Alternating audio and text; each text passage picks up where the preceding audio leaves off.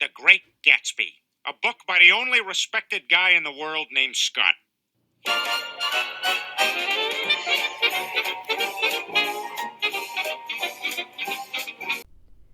Happy New Year, everyone, and welcome to the Pen Theater. I am your host, aspiring author Chloe Chrisman. For our first episode of the year 2024, I decided that we would discuss today F. Scott Fitzgerald's classic novel, The Great Gatsby. Now, I know a bunch of you are going, really? That?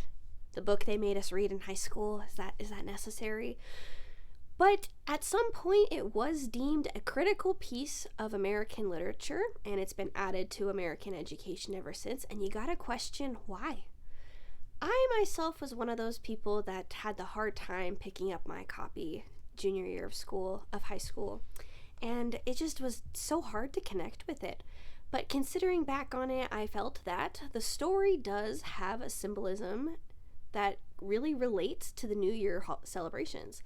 There's the glitz and the glamour of the parties Gatsby throws, and then there's the hard, crushing reality that follows after. Kind of like New Year's goals and resolutions. So while we are discussing Fitzgerald's classic piece, I hope you think about what goals you have set for the new year and how you plan to carry through with them. Or if they're goals that are really that beneficial to you. Scott Fitzgerald's classic piece, The Great Gatsby, is considered the crowning achievement of his career. But it did not take off during his lifetime. In fact, Fitzgerald passed away believing himself to be a failure. The book achieved its wings during World War II after it was shipped out with soldiers as reading material for entertainment. It became as popular as the pinup girls. In other words, the centerfolds of scandalous magazines. There was a great deal of frustration on Fitzgerald's behalf because when this book was first released, he felt no one understood it properly. Fitzgerald blamed the failure of the book on the fact that readers at the time, many of them were in fact women, and there are no admirable female characters within the book itself. But I'd like to take the moment to read the dedicational quote inside the front cover and hope it explains to us what the meaning of this book is. Then wear the gold hat, if that will move her. If you can bounce high, bounce for her too. Till she cry, lover, gold-hatted, high-bouncing lover, I must have you. The story The Great Gatsby follows our narrator, Nick Carraway, as he spends a summer on the East Coast, just outside of New York City, in the little town of West Egg.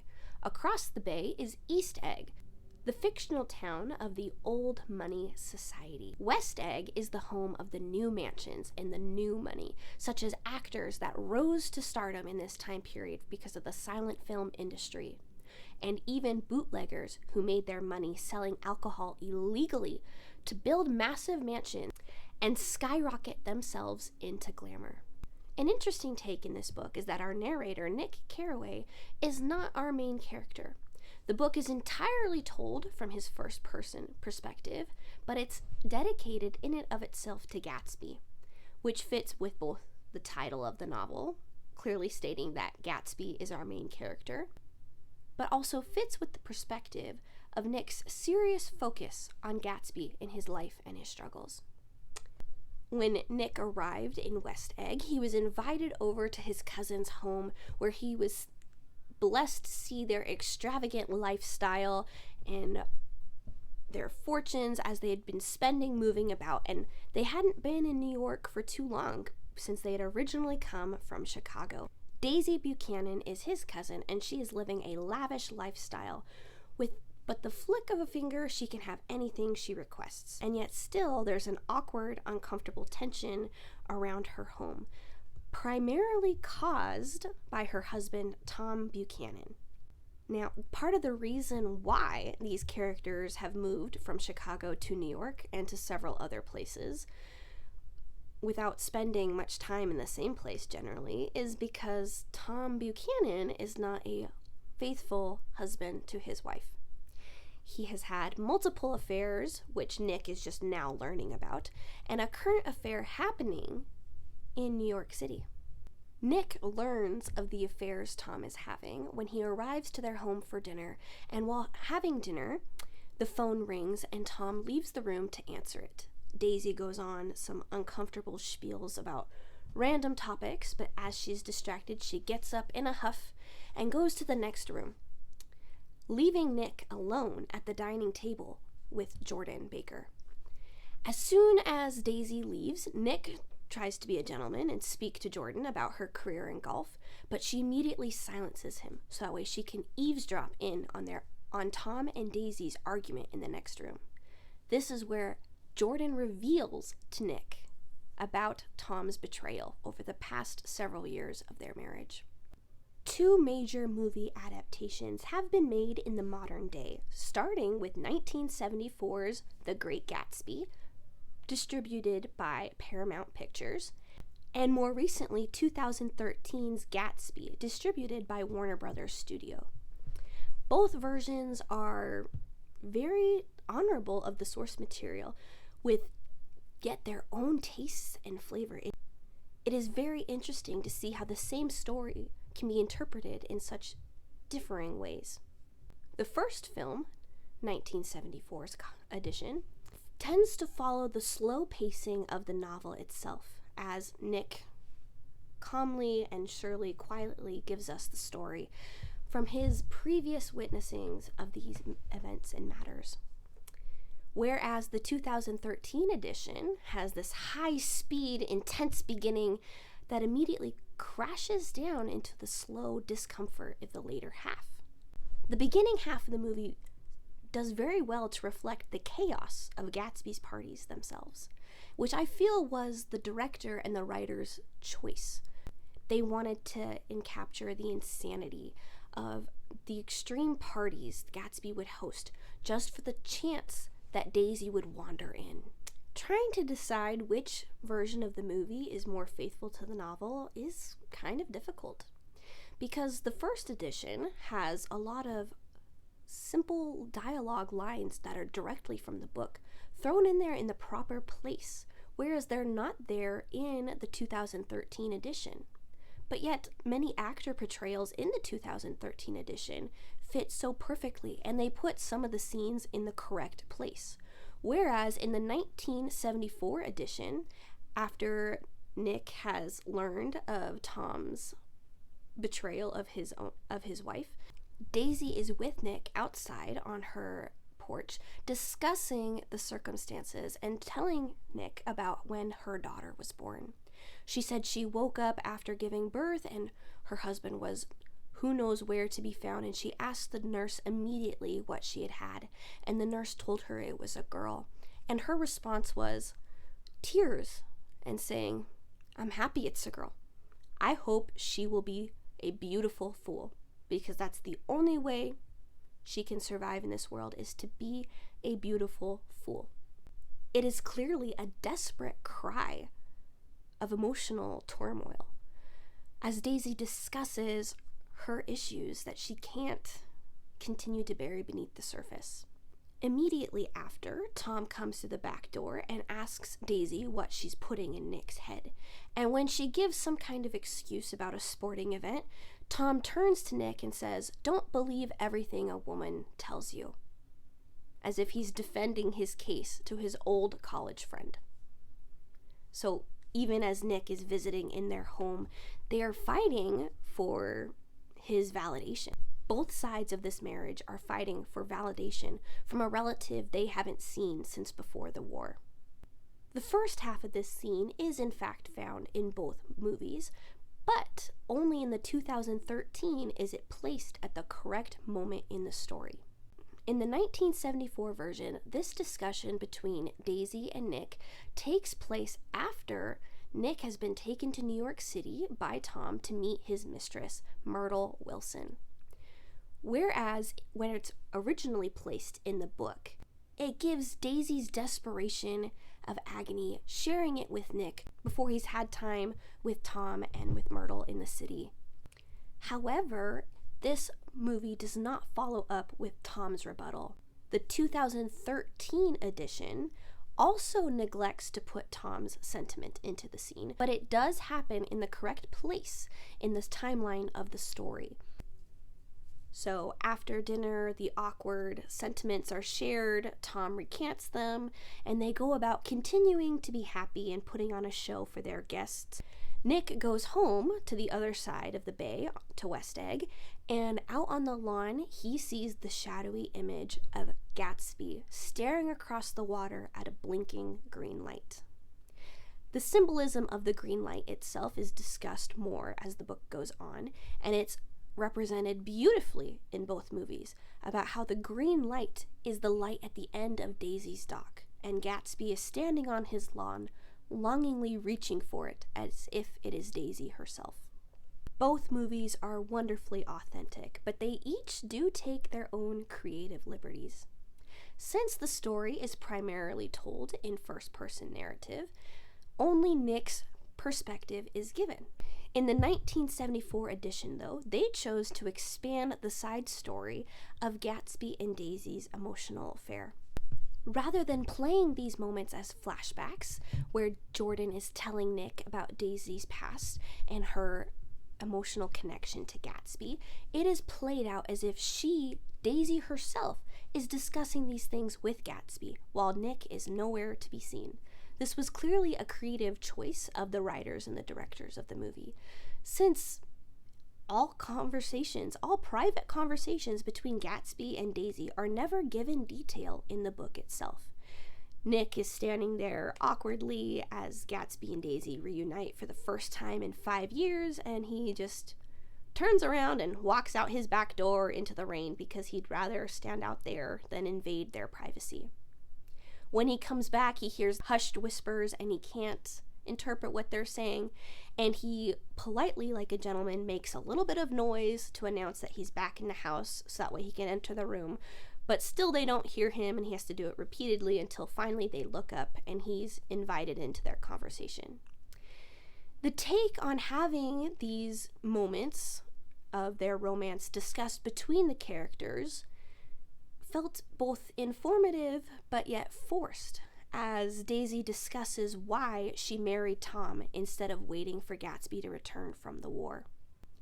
It really is more mysterious in the book, mystery that is very well represented in the 2013 movie, to have this storyline be told by Jordan to Nick about how on Daisy's wedding day she received a mysterious letter from Jay Gatsby, and out of the blue she was drinking and screaming, saying, "Tell them that Daisy changed her mind," scattering the pearl necklace Tom had given her all over the floor and continuing to drink. And as her mother placed her in the bathtub, dress and all, to get her to calm down, clinging to Gatsby's letter until it fell to pieces in the water. It's never revealed what is written in the letter other than the fact that Gatsby intends to return for her. But the 1974 movie took their creative liberties to openly say what they believed was in the letter. It is an interesting take, and as I said, informative, but it does feel like a bit of force, as this is an awkward scene where Gatsby is pressing Daisy to tell him why she married Tom, and she continues to state out facts from the story as her reasoning and without actually giving a reason. The creative liberty that the 2013 edition of the movie takes would be the promiscuous aspects of the story itself, such as when Nick is in Myrtle Wilson's flat with Tom and Myrtle's sister Catherine and their neighbors, the McKees. Alcohol was consumed, but the promiscuous attributes of that scene were clearly not described in the book, and the consumption of drugs with alcohol was obviously the choice of modern Hollywood. This movie very much reflects modern Hollywood because there is an oversaturation of inappropriate content that is not found in the book or the 1974 movie. But we all know that it is kind of hinted at.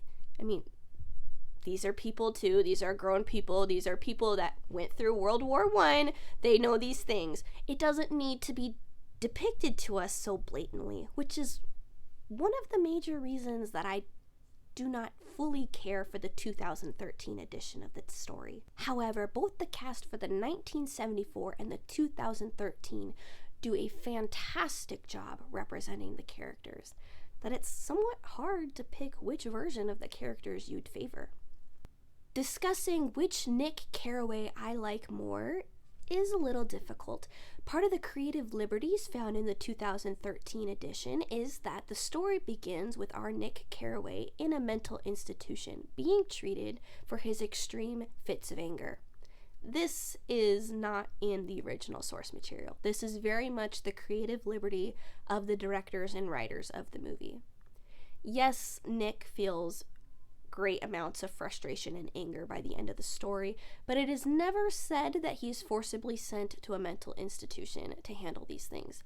It simply says that he cuts out Tom and Daisy from his life and refuses to let them back in. It does fit the effort of Nick narrating the story to his doctor with the attempts of Fitzgerald to get his book out into the world, because clearly he suffered from his own issues, trying to be understood, trying for the Great Gatsby to be appreciated and respected, not only for its entertainment, but for its sole purpose and what it was trying to teach and understand. So for storyline, I would say that the 1974 is very more honorable of Nick Carraway's personality and traits, as well as where he ends up and what happens to him. But the 2013 does capture his innocence, his kindness, as well as his awkwardness in many uncomfortable situations. Andrew Garfield really did a wonderful job playing the discomfort of Nick Carraway. If they put these movies together, it'd be the book directly to the screen. Now, obviously, I'm not Fitzgerald. I'm not an amazing literary scholar, but in my attempts to decipher what Fitzgerald was trying to teach with this story is part of the reason why I chose to make this a New Year's episode, because it seems to be dedicated to the growth of a man's character, primarily found in Gatsby, how he started out as a boy from poor, humble beginnings that wanted to reach the elite circles, and in his journey there he fell in love with a woman of that higher status, and not only did he want the higher status, but he wanted her, to the point that he began to put other critical pieces of reaching the higher status, of reaching financial success, aside simply to be with Daisy. As the dedicational quote in the beginning of the book says, "Jump higher. Jump as high as you can until she chooses you and nothing but you." And it does reflect back to the story, which was shared beautifully in both editions of the movie, but came to us from the book itself, where Fitzgerald wrote that Gatsby kept insisting that Daisy admit she never loved Tom. Insist you never loved Tom, and then we can be together. That is what we need to start. But how can she truly admit that to the father of her child?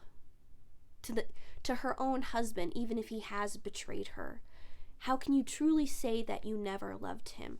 And she tries to give Gatsby just that. In front of Tom, she says, "I never loved you. How could I love you?" over and over again. But she's crying as she does this, and then she begins to yell at Gatsby instead, saying, "You ask for too much, Jay. Isn't it enough that I love you now?" So I'd say that the topic of the book itself can somewhat be both reachable and unreachable goals. It can be the issues of idolizing fantasies, idolizing a person, and how you shouldn't prioritize these things in your own existence. But who says my opinion speaks for Fitzgerald's work? You'll have to read for yourself. Fun fact, The Great Gatsby turns 99 April of this year, 2024. Thank you for joining me today in our discussion of The Great Gatsby. If you agree or disagree with anything I had to say, or would like to vote about which version of the movie, or if you prefer the book more than either movie, please comment below to tell us what you think. Like and subscribe to hear more. and tell us what books you think make the best movies. See you next time.